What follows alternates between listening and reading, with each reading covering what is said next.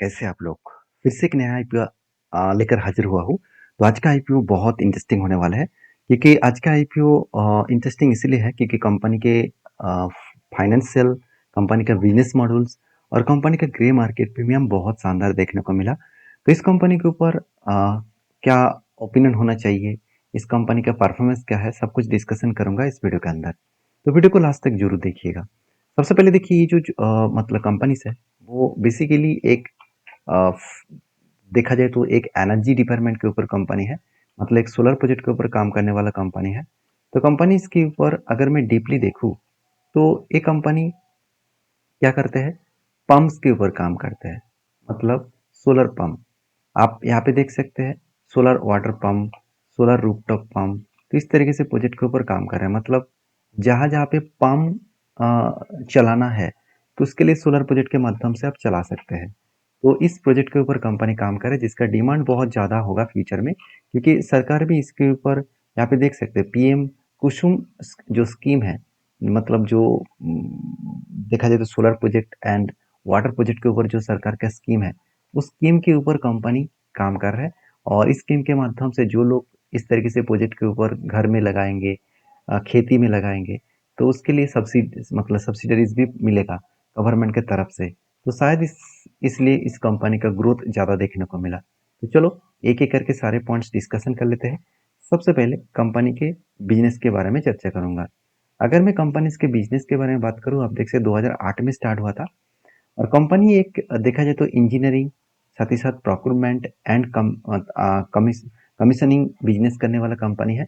EPC models के ऊपर काम करता है। तो कंपनी पीएम कुसुम स्कीम जो है उस प्रोजेक्ट के हिसाब से काम कर रहा है। और इस प्रोजेक्ट के हिसाब से कंपनी का अच्छा खासा फायदा मिल रहा है, क्योंकि गवर्नमेंट इस प्रोजेक्ट के माध्यम से जो सोलर पावर प्रोजेक्ट है, पाम प्रोजेक्ट है, इसके ऊपर बहुत सारे सब्सिडरीज देते हैं। तो कंपनी के बिजनेस मॉडल सीधा सीधा हम लोगों को पता चल चुका है। अभी कंपनी का फाइनेंस डिटेल्स देख लेते हैं। देखिए इस कंपनी के फाइनेंस डिटेल्स के बारे में बात करूँ, जो एसेट है वो 583 के आसपास, 583 करोड़ के आसपास एसेट है। और टोटल इनकम बहुत तगड़ा है। और टैक्स मिटाने के बाद कंपनी का प्रॉफिट 133 करोड़ है। देखिए इनकम की तुलना से कंपनी का प्रॉफिट मार्जिन बहुत कम लगा, क्योंकि कंपनी के एक्सपेंस भी है, कर्जा भी है। कर्जा कितना है, 217 करोड़। अभी कर्जे को एक बार मैं दिखा दूं तो 0.74 के आसपास है। मतलब किसी भी न्यू कंपनी के ऊपर 0.50 के नीचे अगर कर्जा दिखे तो वो कंपनी का अच्छा माना जाता है। तो यहाँ पे तो उल्टा है, थोड़ा सा ज़्यादा है। तो कोई बात नहीं, बाकी परफॉर्मेंस बहुत स्ट्रांग है। जैसे R O C, R O E 60 to 50% के ऊपर है, बहुत शानदार देखने को मिला। और अर्निंग पर शेयर 7.54 के आसपास है। और मैं एक चीज़ आपको कहना चाहूँगा, यहाँ पे देखिए कंपनी के जो पी रिशियो है 20 के आसपास है। अभी मुझे इसको कंपेयर करके देखना है कि इस सेक्टर में बाकी कंपनीज क्या कर रहा है।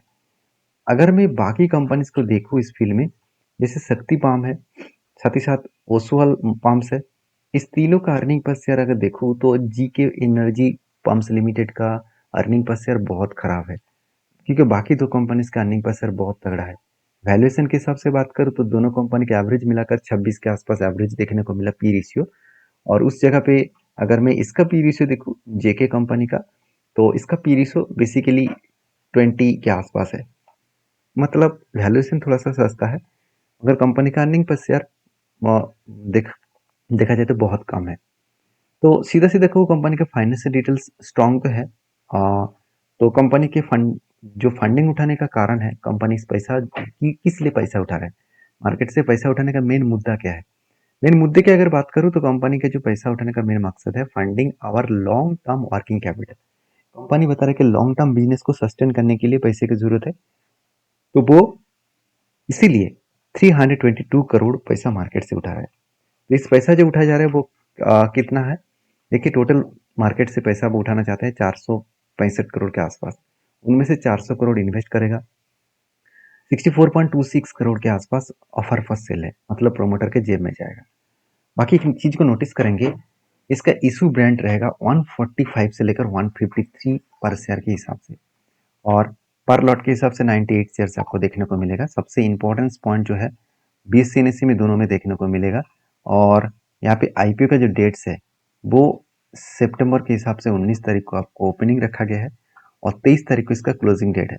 ऑलमोस्ट ओपनिंग हो चुके हैं हाथ में। और मतलब 1 दिन ही बाकी है। 23 तारीख ही आप अप्लाई कर सकते हैं। सॉरी, 1 दिन नहीं, 2 दिन बाकी है। 22 और 23 तारीख आप अप्लाई कर सकते हैं। 20 और 21 तारीख जो छुट्टी का दिन है, तो इस दिन अप्लाई नहीं कर पाएंगे। तो 2 दिन और भी आपके हाथ में है और इसका लिस्टिंग डेट देखने को मिलेगा 26 तारीख। देखिए, सारे पॉइंट्स मैंने आपके साथ मेंशन किया। मेरे ओपिनियन के हिसाब से कंपनी का परफॉर्मेंस उतना भी खराब नहीं है। सिर्फ मुझे ग्रे मार्केट प्रीमियम देखना है। इस कंपनी का ओपनिंग 18 तारीख को ग्रे मार्केट प्रीमियम था 23%, 17 तारीख था 29%। धीरे धीरे करके ग्रे मार्केट प्रीमियम कम होता देखने को मिले। तो मैं लास्ट डे में देखूंगा, मतलब 23 सितंबर में देखूंगा कि इस कंपनी का ग्रे मार्केट प्रीमियम क्या है। एक्चुअली ग्रे मार्केट प्रीमियम क्या है, उस हिसाब से इस कंपनी के ऊपर एक जर्नी देखने को जरूर मिलेगा। तो मेरे हिसाब से अच्छा खासा यहाँ पे कंपनी का जर्नी होने का चांसेस भी है। तो बाकी लास्ट में मैं आपके साथ डिस्कशन करूंगा तो इस कंपनी के अपकमिंग व्यू क्या है, क्या मैं इस कंपनी के ऊपर काम करने वाला हूँ। तो फॉलो करिए चैनल को इस तरीके से अपडेट्स पाने के लिए। Thank you.